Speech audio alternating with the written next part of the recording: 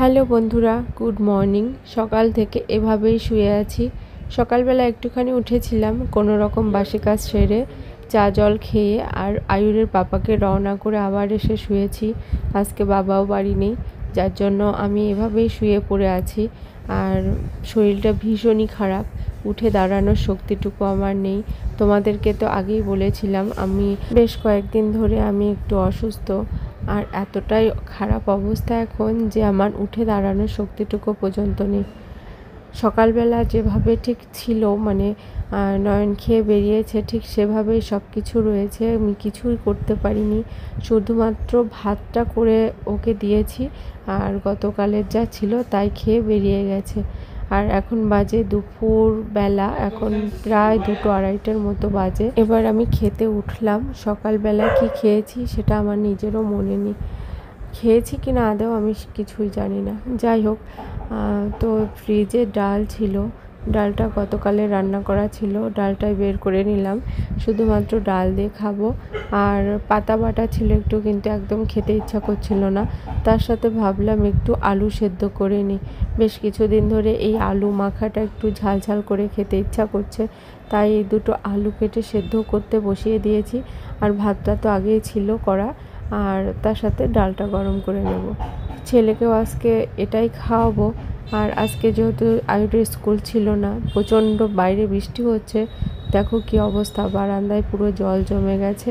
মানে পরিষ্কার করব, এখন অবশ্য বৃষ্টিটা নেই, পরিষ্কার করব সেটুকু মানে আমি করতে পারছি না, কিছুই করতে পারছি না। আমি ভিডিও করতে পারিনি, এডিট করতে পারিনি তোমাদের সঙ্গে যে সেটা শেয়ার করব। আর এই দেখো বিছানার কি অবস্থা, মানে আজকে কিছুই করতে পারিনি, এতটাই বাজে অবস্থা। এখানে প্লাস্টিক এনে রেখেছে আয়ুর, চিপস ছিল এর মধ্যে, সেটাই খেলো।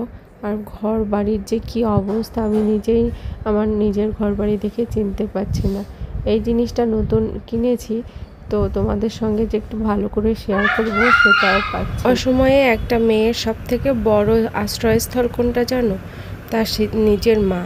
মায়ের কাছে গেলে সব কিছু যেন জুড়িয়ে যায়, সব কিছু ঠান্ডা হয়ে যায়। সেই জায়গাটুকু আমার নেই যে ইচ্ছা করলেই আমি সেখানে গিয়ে 2 দিন একটু রেস্ট নিয়ে আসবো। মরি আর বাঁচি, সব কিছু এর মধ্যে থেকেই আমাকে করতে হয়। যত যাই হয়ে যাক না কেন শরীরের ওপর দিয়ে, কোনো কিছুই কিন্তু কম থাকে না, সব কিছুই আমাকেই করতে হয়।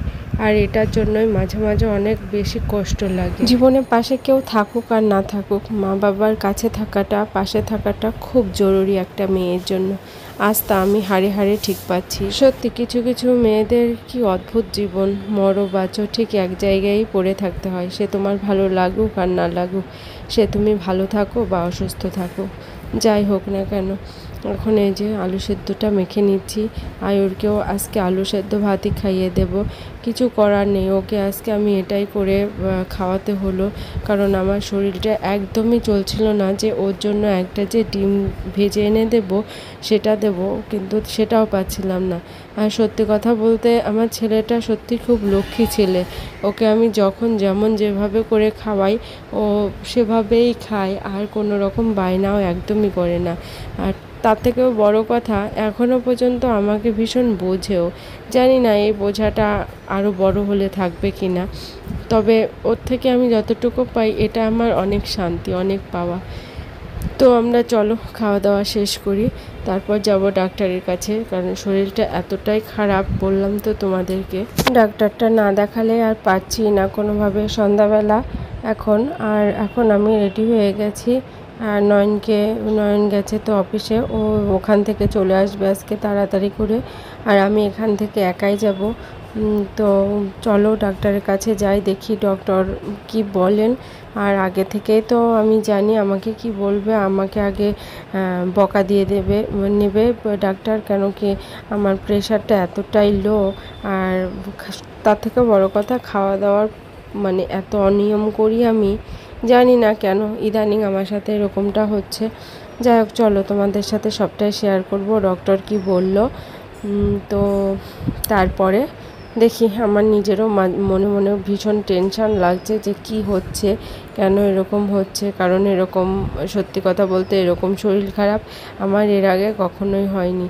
তো একটু একটু বৃষ্টি হয়েছিল, ছাতাটা আনবো টেনশানে ভুলেই গেছি যে ডক্টরের কাছে যাব শুনলে আমার ভীষণ টেনশান হয় আর হাত পা ঠান্ডা হয়ে যায়। তো সব কিছু মিলিয়ে ছাতাটা আনার কথা ভুলে গেছি আর টোটোর জন্য এখানে দাঁড়িয়ে আছি। একটা টোটো আসছে অলরেডি, তো চলো ওই টোটোতেই যাব। আর ওদিক থেকে নয়নও চলে আসবে। এই যে টোটোতে উঠলাম এখন, এবার চলো যাই, দেখা যাক ডক্টর কি বলেন।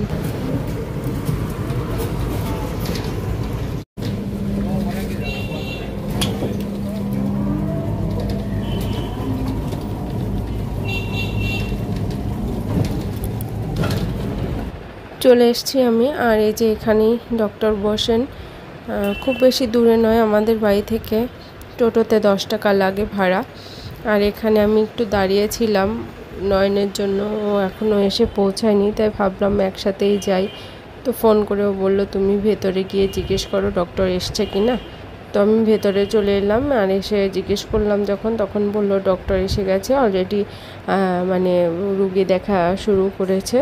তো আমি তো টেনশন করছি কি হচ্ছে কি হবে, কেন জানি এসব জায়গায় আসলে আমার একটু ভয়টা বেশি করে। তো আমি ওর জন্যই ওয়েট করছিলাম যে কতক্ষণে আসবে, আর সমস্ত রকম রোগীদেরকে দেখছিলাম, একজন এক এক সমস্যা নিয়ে এসছে। তো মাঝখানে আমি এতটা খারাপ একটা জিনিস দেখে ফেলেছি, যেটা দেখে আমার শরীরটা এত বেশি অস্থির লাগছিল, আর এতটাই মানে আমি দুর্বল ফিল করছিলাম, কি আর বলবো, মনে হচ্ছিল আমার প্রেশারটা আরেকটু লো হয়ে গেছে।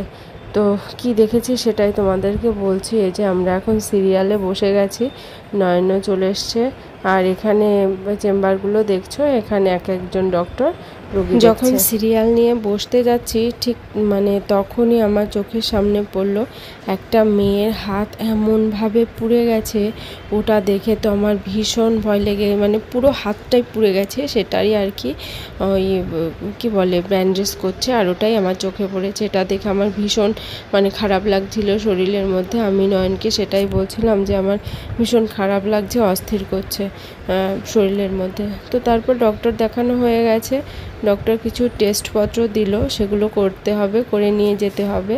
আর এখন আমরা এই যে বাড়ির দিকে চলে এসেছি। রাস্তায় আসার সময় অনেক রাতও হয়ে গেছে, আর 8:30 9টার মতো বাজে।